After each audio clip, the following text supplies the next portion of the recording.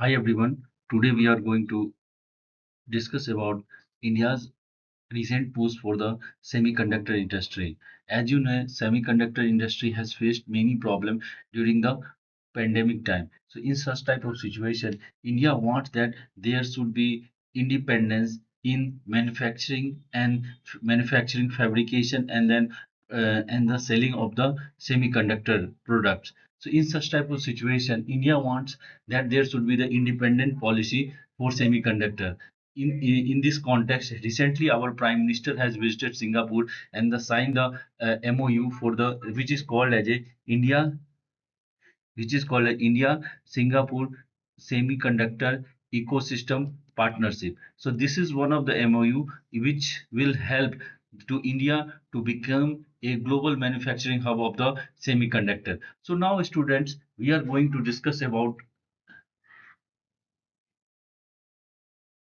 now why there is a recent requirement for the pushing the semiconductor industry in our country. So there are many factors which led our government to think about to improve or enhance our semiconductor industry. In this context, first and foremost is that there was a supply distribution during the COVID time. So this is the one of the factor that India wants that okay, during the COVID, the whole ecosystem, whole supply chain was disrupted. So in such type of, to handle such type of situation, India wants that there should be independent policy or independent manufacturing capacity for India, so that in such type of situation India can easily handle. The second important point is that China's aggressiveness.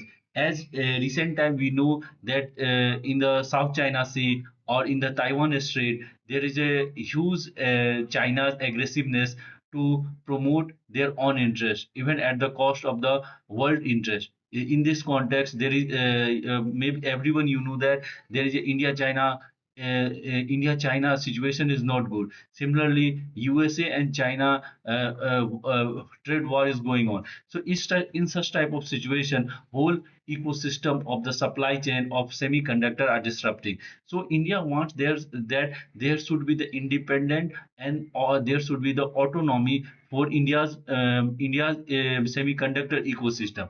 So these are the some of the factors due to which India wants that there should be the independent autonomous ecosystem for the semiconductor. Similarly, there is a exploding demand for semiconductor, especially there is a one estimate according to which India's industry for the semiconductor will be around 55 billion by 2026. So in such type of situation, when there is a huge demand for the semiconductor product in our country, so that India want that there should be own ecosystem, so that it doesn't depend on the few on the other countries for the semiconductor import. So these are the some of the factors due to which India wants that there should be the semiconductor ecosystem which is autonomous in nature.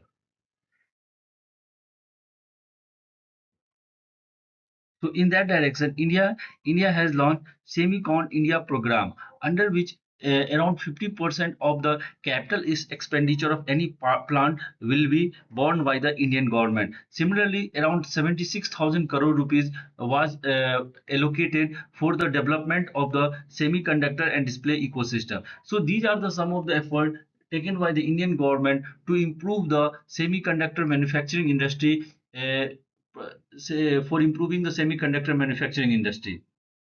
Now, student, we can learn a lot from the Singapore that how can the cheap ecosystem of Singapore has developed, as Singapore is the part of the global ecosystem of of the semiconductor. So in such type of situation, we can learn a lot from the Singapore and how the different types of the policies of the Singapore which can we inculcated in our policy making for the growth of the semiconductor ecosystem. In this direction, we can focus on the some of the output, that how in the global supply chain of the semiconductor Singapore is contributing. So in that direction, Global semiconductor output, Singapore contribution is 10%. Global wafer fabrication capacity, Singapore contribution is 5%. Similarly, semiconductor equipment production, in that Singapore is contributing around 20%. So these are the some of the factor which help in the growth of the Singapore chip industry. Along with that, Singapore is one of the earlier entrant to this supply chain, due to which it has got a lot of advantage due to early entry in this supply chain management of the chip industry. So in that side, in that type of situation, India can learn a lot from the that learned from the Singapore. Some of the important lessons which can be learned from the Singapore is that there is a good infrastructure and connectivity in Singapore. Along with that, there is a stable business condition. Along with that, there is suitable human capital. So these are some of the factors which help in the growth of the chip industry in Singapore. So in such type of situation, India can also improve its infrastructure, stable business conditions, and the suitable human capital. So all these factors can lead to the growth of the chip industry, or you can say at the semiconductor industry in our country. So these are the some of the lessons India can learn from the now, other important is that cost of production in Singapore is increasing for the wafer manufacturing or of the silicon, and and also Singapore is not ready to provide more incentive as other countries are trying to other countries are trying to attract other investors to come to their country. So Singapore is not ready to give the more incentives to the manufacturing or the industry,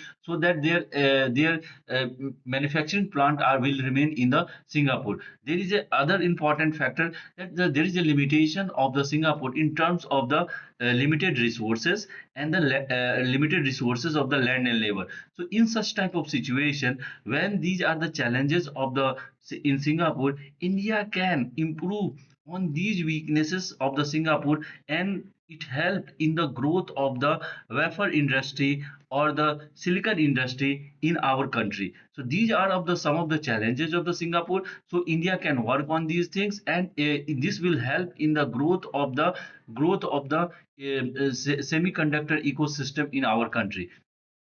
Next important point we are going to discuss that what can be the these are the some of the challenges, and now what are the opportunities in our country, so that